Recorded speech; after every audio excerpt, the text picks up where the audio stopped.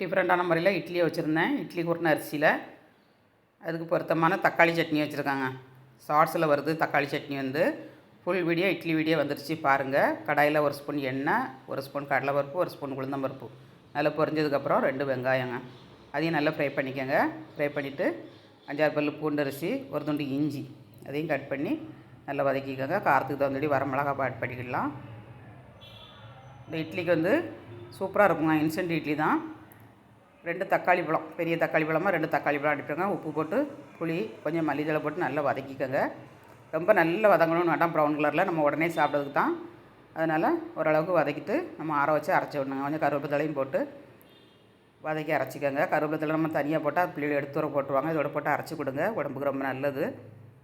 இப்போ வதங்கிருச்சு, ஆற வச்சு நம்ம அரைச்சி எடுத்துக்கிடலாம். இட்லிக்கு சூப்பராக இருக்குங்க, இன்ஸ்டன்ட் இட்லிக்கு. இப்போ ஆறிடுச்சு, மிக்ஸி ஜாரில் போட்டு நம்ம அரைச்சி எடுத்தாச்சுங்க. இதுக்கு ஒரு தாளசம் பண்ணிடலாம். சூப்பராகிட்டு சட்னி ரெடி ஆயிடுச்சு. கடாயில் 1 ஸ்பூன் எண்ணெய், 1/2 ஸ்பூன் கடுகு, வரமிளகா, கருவேப்பிலை எல்லாம் போட்டு தாளித்து நம்ம இட்லியோட வச்சு சாப்பிட்டோம்னா அவ்வளோ ருசியாக இருக்கும். ட்ரை பண்ணி பாருங்கள். வீடியோ பிடிச்சிருந்தால் லைக் பண்ணுங்கள், ஷேர் பண்ணுங்கள், கமெண்ட் பண்ணுங்கள். ஸ்டவ்வோடு சமைக்கும்போது அன்போடு சமைக்கணுங்க. அன்போடு சமைச்சிங்கன்னா சுமாராக இருக்க இட்லியும் தக்காளி சட்னியும் சூப்பராக இருக்குங்க.